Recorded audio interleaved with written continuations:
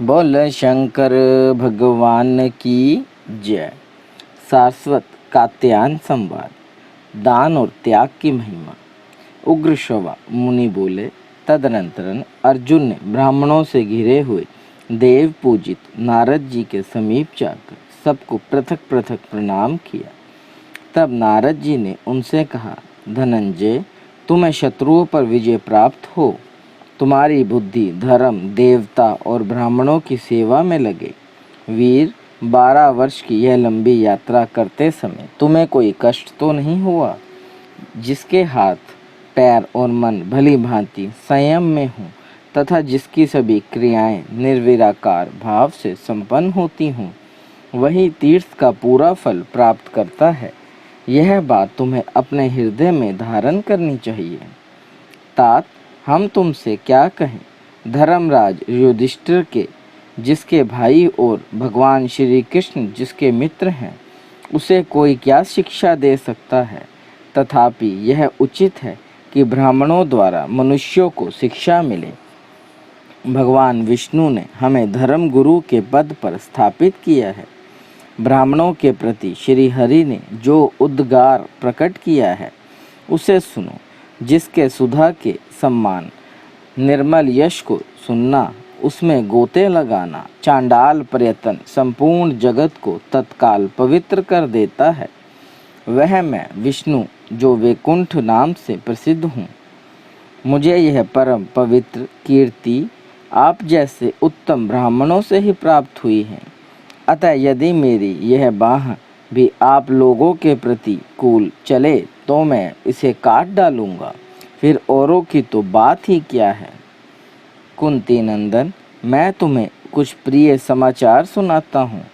तुम जिनकी कुशल चाहते हो, वे यदुवंशी और पांडव सब कुशल से हैं।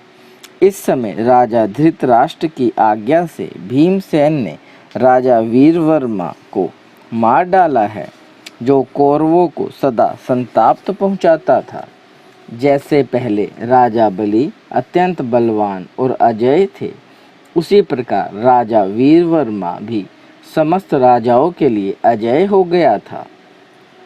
नारद जी की कही हुई यह बातें सुनकर अर्जुन को बड़ी प्रसन्नता हुई। वे बोले, मुने, जो ब्राह्मणों की इच्छा के अनुसार चलते और ब्राह्मणों का सदा समादर करते हैं, वे अकुशली कैसे हो सकते हैं? मैं सदा संयम नियम से रहकर तीर्थों में विचरता हुआ इस तीर्थ में आया हूँ। इससे मेरे हृदय में बड़ा आनंद है। तीर्थों का दर्शन धन्य है। उनमें स्नान करने का महत्व दर्शन से भी अधिक है तथा उनके महात्म्य को सुनना दर्शन और स्नान से भी बढ़कर है, ऐसा और्व मुनि का कथन है। अतः मैं इस तीर्थ के गुणों का वर्णन सुनना चाहता हूँ। नारद जी ने कहा, कुंती नंदन, तुम स्वयं गुणी हो, इसलिए गुणों को पूछते हो। यह तुम्हारे लिए सर्वथा उचित ही है। गुणी पुरुषों में ही धर्म से उत्पन्न होने वाले गुणों को सुनने की इच्छा होनी संभव है। साधु पुरुषों की आयु प्रतिदिन धर्म की बातें सुनने तथा धर्म और ईश्वर के प्रति कीर्तन करने में ही बीतती है, परंतु पापात्मा पुरुषों की आयु सदा बुरी चर्चाएं करने में ही व्यर्थ नष्ट होती हैं। इसलिए मैं इस तीर्थ के जो बहुत से गुण हैं, उनका वर्णन करूंगा। अर्जुन, पहले की बात है, मैं कपिल जी के पीछे पीछे तीनों लोकों में विचरता हुआ एक दिन ब्रह्मलोक में गया। वहाँ मैंने लोक पितामह ब्रह्मा जी का दर्शन किया और उन्हें प्रणाम करके कपिल देव जी के साथ प्रसन्नता पूर्वक बैठा। ब्रह्मा जी ने स्नेहपूर्ण दृष्टि से मेरी ओर देखकर ही मानो मेरा स्वागत किया था। इसी समय वहाँ कुछ ब्राह्मण पधारे, जो सदा जगत स्थिति के देखने के लिए लोकहित के उद्देश्य से भ्रमण करते रहते हैं। वे भी सब प्रणाम करके बैठ गए। तब पितामह ने अपनी अमृतमय दृष्टि से देखकर उन्हें आनंद मगन करते हुए पूछा, ब्राह्मणों, तुमने कहाँ कहाँ भ्रमण किया है? क्या क्या देखा अथवा सुना है? यदि कहीं कोई अद्भुत बात हो तो बताओ। उनके इस प्रकार पूछने पर वे सुवसा नाम वाले ब्राह्मण ब्रह्मा जी को मस्तक झुकाकर इस प्रकार बोले, भगवान सर्वज्ञ प्रभु के सामने किसी बात का विज्ञापन करना वैसा ही है जैसा सूर्य के आगे दीपक दिखाना। फिर भी पुण्य के लिए आपने हमें कुछ कहने की आज्ञा दी है, इसलिए अवश्य कुछ निवेदन करना उचित है। कात्यायन नाम के मुनि के पास हम गए, जिन्होंने बहुत से धर्मों का श्रवण करके उनका सार तत्व जानने की इच्छा से एक अंगूठे के बल पर खड़े हो 100 वर्षों तक तपस्या की। तदनंतरन दिव्य आकाशवाणी हुई, कात्यायन तुम परम पवित्र सरस्वती नदी के तट पर जाकर सारस्वत मुनि से पूछो। सारस्वत मुनि धर्म के तत्व को जानने वाले हैं, वे तुम्हें सारभूत धर्म का उपदेश करेंगे। यह सुनकर मुनिवर कात्यायन मुनि श्रेष्ठ सारस्वत के पास गए और भूमि के मस्तक पर रहकर उन्हें प्रणाम करके अपने मन की शंका इस प्रकार पूछने लगे। महर्षि, कोई सत्य की प्रशंसा करते हैं, कुछ लोग तप और शोचाचार की महिमा गाते हैं, कोई सांख्य ज्ञान की सराहना करते हैं, कुछ अन्य लोग योग को महत्व देते हैं, कोई क्षमा को श्रेष्ठ बतलाते हैं, कोई इंद्रिय संयम और सरलता को, तो कोई मौन को सर्वश्रेष्ठ कहते हैं, कोई शास्त्रों के स्वाध्याय की तो कोई सम्यक ज्ञान की प्रशंसा करते हैं, कोई वैराग्य को उत्तम बताते हैं, तो कुछ लोग अग्निष्ठोम आदि यज्ञ कर्म को श्रेष्ठ मानते हैं और दूसरे लोग मिट्टी के ढेले पत्थर और स्वर्ण में समभाव रखते हुए आत्मज्ञान को ही सबसे उत्तम समझते हैं। कर्तव्य और अकर्तव्य के विषय में प्राय लोक की यही स्थिति है।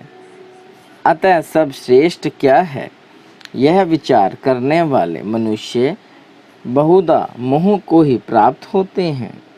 मुने, आप सर्वज्ञ हैं। ऊपर बताए हुए कार्यों में जो सर्वोत्तम महात्मा पुरुषों के द्वारा भी अनुष्ठान करने योग्य तथा सब पुरुषों का साधक हो, वह मुझे बताने की कृपा करें। सारस्वत बोले, ब्राह्मण, माता सरस्वती ने मुझे जो कुछ बतलाया है उसके अनुसार मैं सार तत्व का वर्णन करूँगा। सुनो, यह संपूर्ण जगत छाया की भांति उत्पत्ति और विनाश रूप धर्म से युक्त है। धन, यौवन और भोग जल में प्रतिबिंबित चंद्रमा की भांति चंचल है। यह जानकर और इस प्रकार भली भांति विचार करके भगवान शंकर की शरण में जाना चाहिए और दान भी करना चाहिए। किसी भी मनुष्य को कदापि पाप नहीं करना चाहिए, यह वेद की आज्ञा है। श्रुति यह भी कहती है कि महादेव जी का भक्त जन्म और मृत्यु के बंधन में नहीं पड़ता। पूर्व काल में सावर्णी मुनि ने जो 2 गाथाएं गाने की इच्छा प्रकट करी थी, उसे सुनो। भगवान धर्म का नाम वृष है और वे ही जिनके वाहन हैं।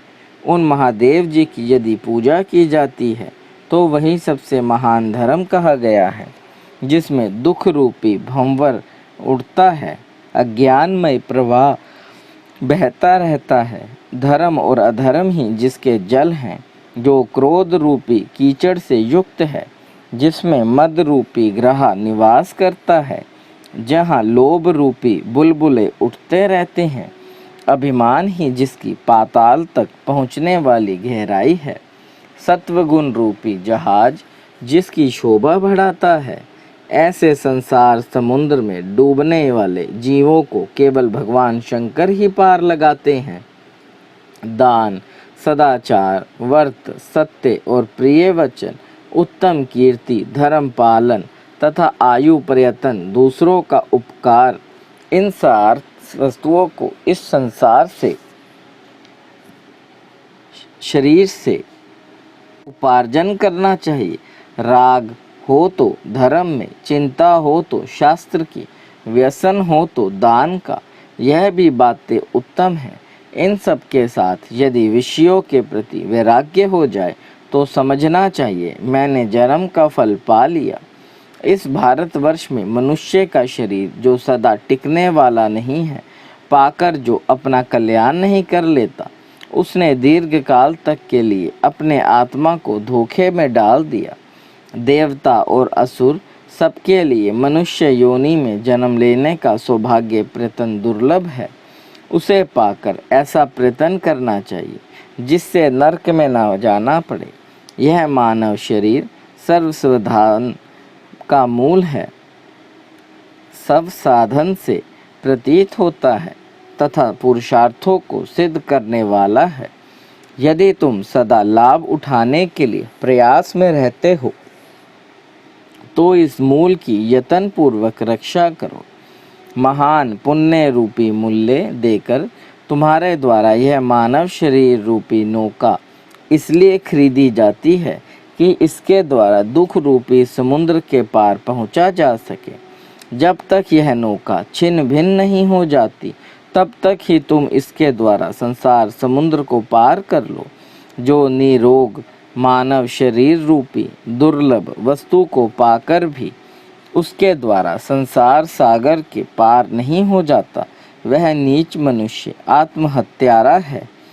इसी शरीर में रहना और रहकर यतिजन परिलोक के लिए तप करते हैं, यज्ञ करता होम करते हैं और दाता पुरुष आदर पूर्वक दान देते हैं। कात्यायन ने पूछा, सारस्वत जी, दान और तपस्या में कौन दुष्कर है और कौन प्रलोक में महान फल देने वाला है, यह बतलाइए। सारस्वत जी ने कहा, मुने, इस पृथ्वी पर दान से बढ़कर अत्यंत दुष्कर कोई कार्य नहीं है। यह प्रत्यक्ष देखा जाता है यदि लोग इसकी साक्षी हैं। मनुष्य धन के लिए महान लोभ होने के कारण अपने प्यारे प्राणों का भी मोह छोड़कर महाभयंकर समुद्र, जंगल और पहाड़ों में प्रवेश कर जाते हैं। दूसरे लोग धन के ही लोभ से सेवी जैसी निंदित वृत्ति का आश्रय लेते हैं, जिसे कुत्ते की प्रवृत्ति के समान त्याज्य माना गया है। कुछ लोग खेती की वृत्ति अपनाते हैं, जिसमें प्राय जीवों की हिंसा होती है और स्वयं भी बहुत क्लेश उठाने पड़ते हैं। इस प्रकार जो बड़े दुख से उपार्जन किया गया, सैकड़ों आयास प्रयास से प्राप्त किया गया, प्राणों से भी अधिक प्रिय है, उस धन का त्याग अत्यंत दुष्कर है। मनुष्य अपने हाथ से उठाकर जो धन दूसरे को देता है अथवा जिसे वह खा पी कर भोग लेता है, वही धन वास्तव में उस धनी का है। मरे हुए मनुष्य के धन से तो दूसरे लोग मौज करते हैं। जो प्रतिदिन अपने पास आकर याचना करता है, मैं उसे गुरु मानता हूँ, क्योंकि वह नित्य प्रति दर्पण की भांति मेरे चित्त का मार्जन करके इसे स्वच्छ बनाता है। दिया जाने वाला धन घटता नहीं, अपितु सदा बढ़ता ही रहता है। ठीक उसी प्रकार जैसे कुएं से पानी उगलीचने पर वह शुद्ध और अधिक जल वाला होता है। एक जन्म के सुख के लिए सहस्त्रों जन्मों के सुखों पर पानी नहीं फेरना चाहिए। बुद्धिमान पुरुष एक ही जन्म में इतना पुण्य संचय कर लेता है जो सहस्त्रों जन्मों के लिए प्राप्त होता है। मूर्ख मनुष्य इस लोक में दरिद्र हो जाने की आशंका से अपने धन का दान नहीं करता, परंतु विद्वान पुरुष परलोक में दरिद्र ना हो पड़े इस शंका से यहाँ खुले हाथों से धन बांटता है। जिनका आश्रय ही नाशवान है, वे मनुष्य धन रख कर क्या करेंगे। जिसके लिए वे धन चाहते हैं, वह शरीर सदा रहने वाला नहीं है।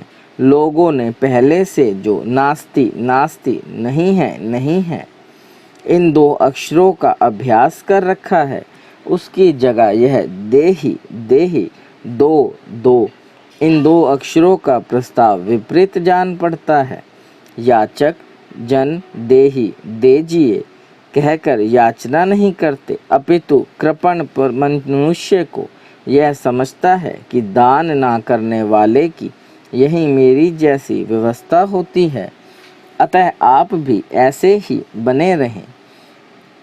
याचक दाता का उपकार करने के लिए ही उसके सामने दीजिए कहकर याचना करते हैं, क्योंकि दाता तो ऊपर के लोकों में जाता है और दान लेने वाला नीचे ही रह जाता है। जो दान नहीं करते वे दरिद्र, रोगी, मूर्ख तथा सदा दूसरों के सेवक होकर दुख के ही भागी होते हैं। जो धनवान होकर दान नहीं करता और दरिद्र होकर कष्ट सहन रूप तप से दूर भागता है, इन दोनों को गले में बड़ा भारी पत्थर बांधकर जल में छोड़ देना चाहिए। सैकड़ों मनुष्यों में कोई शूरवीर हो सकता है, सहस्त्रों में कोई पंडित भी मिल सकता है तथा लाखों में कोई वक्ता भी निकल सकता है, परंतु इनमें एक भी दाता हो सकता है या नहीं, इनमें संदेह है। गो, ब्राह्मण, वेद, सती स्त्री, सत्यवादी पुरुष, लोभहीन तथा दानशील मनुष्य, इन सातों के द्वारा ही यह पृथ्वी धारण की जाती है। उशिनवर देश के राजा शिवी ब्राह्मण के लिए अपने शरीर को देकर स्वर्गलोक में चले गए। विदेह नरेश विनी में अपना संपूर्ण राज्य परशुराम जी ने सारी पृथ्वी तथा राज्य गए ने नगरों सहित समूची पृथ्वी ब्राह्मणों को दान कर दी। एक समय जब बहुत दिनों तक मेघों ने वर्षा नहीं की, तब वशिष्ठ ने सब प्राणियों को उसी प्रकार जीवित रखा जैसे प्रजापति समस्त प्रजा के लिए जीवन की रक्षा करते हैं। बुद्धिमानों में श्रेष्ठ पांचाल नरेश ब्रह्मदत्त ने श्रेष्ठ ब्राह्मणों को शंख निधि प्रदान करके स्वर्गलोक प्राप्त किया। ये तथा और भी बहुत से राजस्व जो शांति चित्त और जितेंद्रिय थे, दान तथा शिव भक्ति के प्रभाव से रुद्रलोक में गए। जब तक यह पृथ्वी टिकी रहेगी तब तक इन सब की कीर्ति स्थिर है। ऐसा विचार करके तुम सारभूत धर्म के अभिलाषी होकर भगवान शंकर की प्रसन्नता के लिए दान करते रहो। यह उपदेश सुनकर कात्यायन भी मोह त्याग कर वैसे ही हो गए। बोल शंकर भगवान की जय। देव देव महादेव करुणा निधान भक्त वत्सल्य शिव शंकर भोलेनाथ प्रसन्न हुई ये त्रिलोकी नाथ सदैव अपने चरणाविंदों में लगाए रखे, सद्बुद्धि प्रदान करे। सृष्टि के कर्ता धर्ता संहार हरता, आपसे ही जीवन आपसे ही मरण महादेव। बच्चा पुल्लनहार तुसी बख्शनहार त्रिलोकी नाथ, कृपा दृष्टि बनाए रखे। हर हर महादेव।